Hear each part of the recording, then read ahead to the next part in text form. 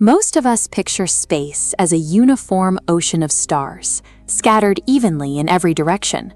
But zoom out far enough, and the universe actually looks like a glowing web.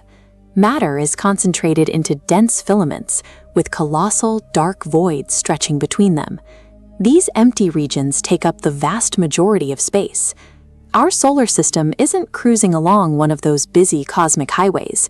We appear to be drifting inside a massive local underdensity called the KBC Void. This region spans roughly 2 billion light-years. It is a massive expanse where matter is significantly less dense than the cosmic average. Living in these cosmic suburbs may be more than a geographic curiosity.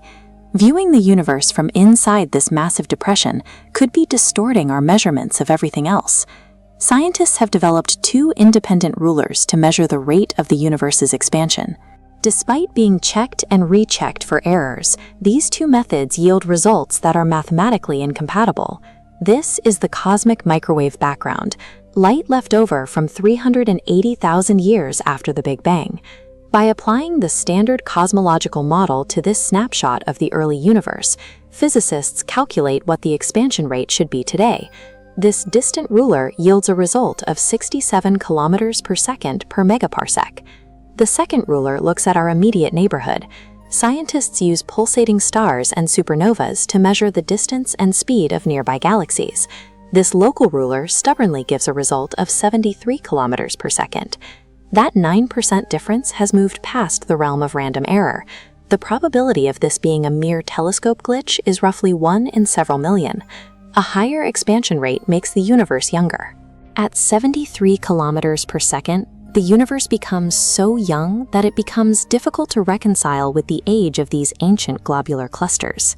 Since both rulers have been verified, the discrepancy suggests that our current map of the cosmos is missing a critical piece of information. One provocative hypothesis suggests the problem isn't the rulers, but where we are standing when we use them.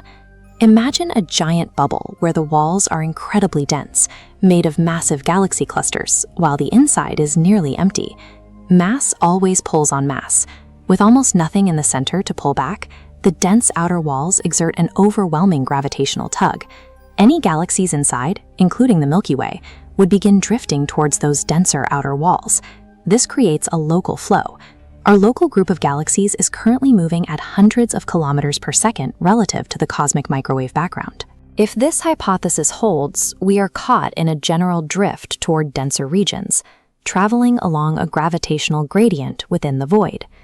This local motion could be the source of our measurement error. When telescopes look at neighboring galaxies, they measure their speed of recession. Part of that speed might not be global expansion. Instead, it's the local flow, our neighborhood being pulled toward the void's edges. This flow adds the extra percentage points to our calculations. We see real recession, but misinterpret its cause. The KBC void is still a controversial idea, and standard simulations struggle to form voids of this scale. However, it offers a physical mechanism that accounts for the discrepancy. It demonstrates how our specific vantage point within the cosmic web can fracture our perspective of the whole. While the void complicates our measurements, its relative emptiness may have provided an environmental advantage. In dense galactic metropolises, conditions are chaotic. Frequent mergers, supernova outbursts, and radiation from active black holes make stability a rare luxury. By contrast, we are located in a region where major cosmic catastrophes may be less frequent. This quieter neighborhood could have offered the long-term stability required for life on Earth to develop undisturbed. However, the same lack of matter that provides quiet also means there is less gravity to act as a brake.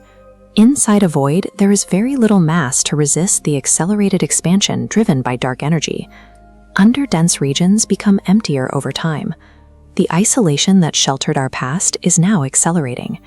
In hundreds of billions of years, the expansion of space between us and distant galaxies will exceed the speed of light.